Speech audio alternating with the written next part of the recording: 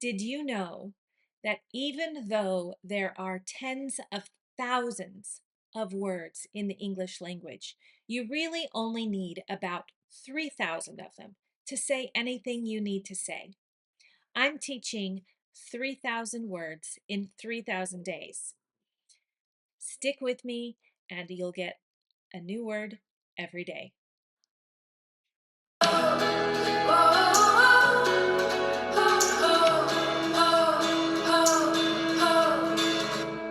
Dark, dark. So dark has a lot of connotations. The primary meaning of dark is just not light. So I put here a picture of some darkness. Darkness is the noun, and dark is the adjective. But dark has a lot of symbolic meanings, and they are negative. If something goes dark, it goes silent. If something, so dark can have, it's got a lot of synonyms like dim, black, silent, ambiguous, ignorant, evil, shadow, and night. All of those things are dark.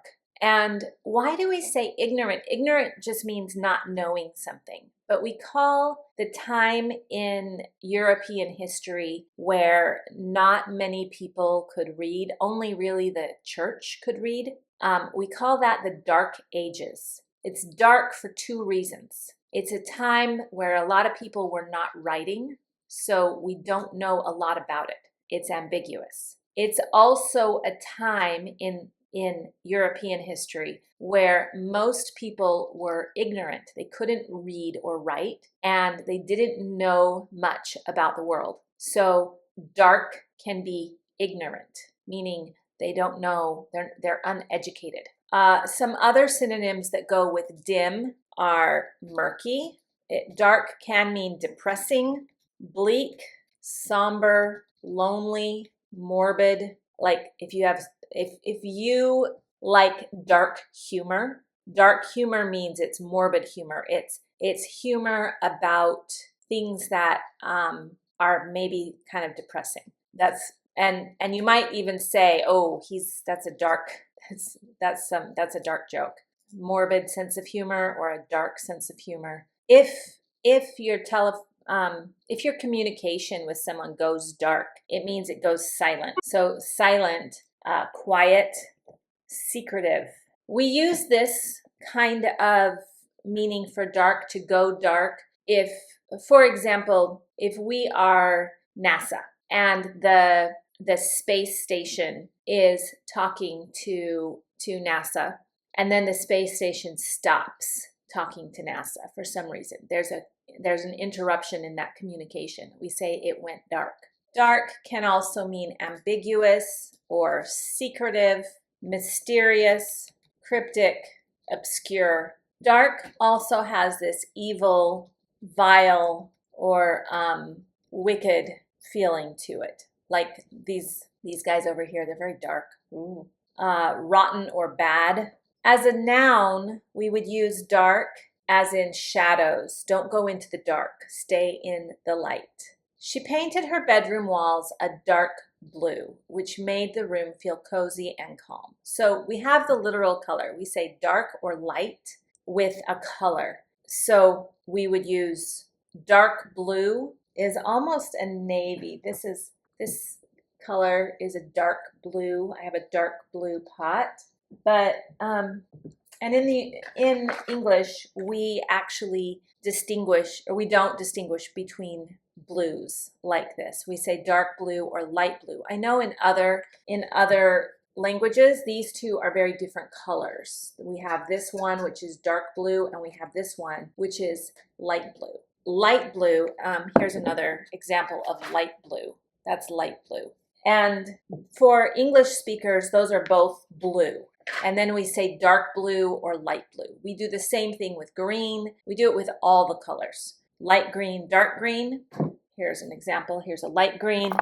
Here's a dark green. So we use it as a way to show the intensity of the colors. We talk about dark when we talk about the lack of light. The forest became dark as the sun set, making it difficult to see the path ahead. So in this context, dark is not necessarily evil, it's just a description. Here we're talking about physical darkness, highlighting low or no light. In other contexts, dark is going to take on a negative connotation. For example, mood or atmosphere. He has a dark sense of humor, enjoying jokes that some people find disturbing.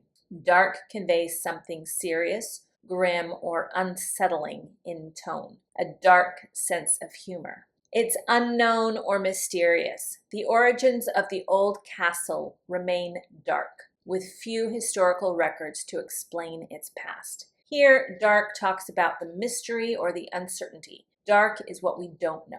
And there's this negative or evil connotation. The story tells of a dark force threatening the village, which only the hero can defeat. Dark is used metaphorically to suggest evil. The opposite of dark in all of these senses is light. The noun is dark or darkness. The verb is darken. Now, you've seen me in other videos often put an en on the end of an adjective to make it the verb. Sometimes that is how we make the verb. Other times we would say en, and then for example, sure, the word sure, we don't say suren, we say ensure. So the en can go on either side, but it depends on the word. So pay attention to what the verb is when you're learning a new word. The adjective is dark and the adverb is darkly. And the adverb is darkly. And it might just be the way someone looks at you. They looked at him darkly, meaning evilly, dark. I really hope that you enjoyed this word. Use it 5 times today, write it down, commit it to memory, and I'll see you in the next lesson.